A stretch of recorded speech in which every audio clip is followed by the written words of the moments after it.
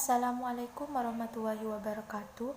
Perkenalkan, nama saya Devi Novitasari, NIM 211105020074. Di sini saya akan menjelaskan tentang penentuan tingkat kegiatan perekonomian. Menurut ahli-ahli ekonomi klasik, suku bunga ditentukan oleh keinginan masyarakat untuk melakukan penabungan dan keinginan pengusaha untuk meminjam dana modal untuk melakukan investasi.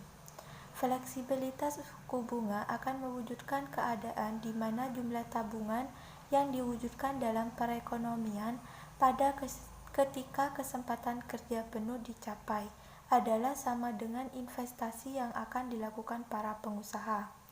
Kemungkinan bahwa pada kesempatan kerja akan berlaku keadaan tabungan masyarakat akan sama dengan investasi para pengusaha menyebabkan ahli ekonomi klasik berkeyakinan supply creates is on demand, yang berarti dalam perekonomian tidak berlaku masalah kekurangan agregat.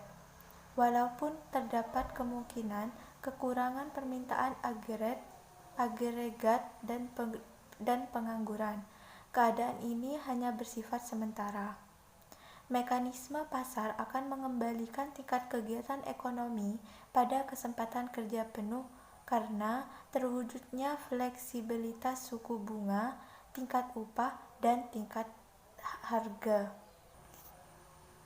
Teori klasik juga menerangkan bahwa fleksibilitas tingkat upah akan mewujudkan kesempatan kerja penuh apabila pada satu tingkat upah nominal tertentu terjadi pengangguran, akan berlaku penyesuaian dalam pasar tenaga kerja.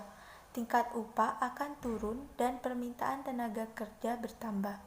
Pada akhirnya, pada tingkat upah yang lebih rendah, permintaan dan penawaran tenaga kerja akan seimbang kembali dan kesempatan kerja penuh tercapai kembali. Berdasarkan kepada keyakinan bahwa kesempatan kerja penuh akan selalu tercapai, ahli-ahli ekonomi klasik seterusnya berkeyakinan bahwa tingkat pendapatan negara atau pendapatan nasional ditentukan oleh kemampuan faktor-faktor produksi dalam suatu negara menghasilkan barang dan jasa. Semakin besar kemampuan faktor-faktor produksi menghasilkan barang dan jasa, semakin besar pula pendapatan nasional yang diciptakan. Kemampuan suatu negara dalam menghasilkan pendapatan nasional dapat dinyatakan dengan menggunakan persamaan berikut, yaitu Y sama dengan F dalam kurung K L R T tutup kurung, di mana K adalah jumlah barang modal yang tersedia, L adalah jumlah dan kualitas tenaga kerja, R adalah kekayaan alam dan sumber alam lain yang digunakan, T adalah tingkat teknologi. Menurut ahli-ahli ekonomi klasik, tingkat upah adalah fleksibel. Hal ini akan menjamin keadaan di mana permintaan tenaga kerja akan sama dengan penawaran tenaga kerja. Oleh sebab itu, kesempatan kerja penuh akan selalu berlaku. Kelemahan teori klasik. Yang pertama, yang kaya semakin kaya dan yang miskin semakin miskin.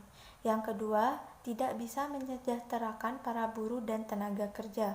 Yang ketiga, pemerataan pendapatan tidak bisa dilakukan.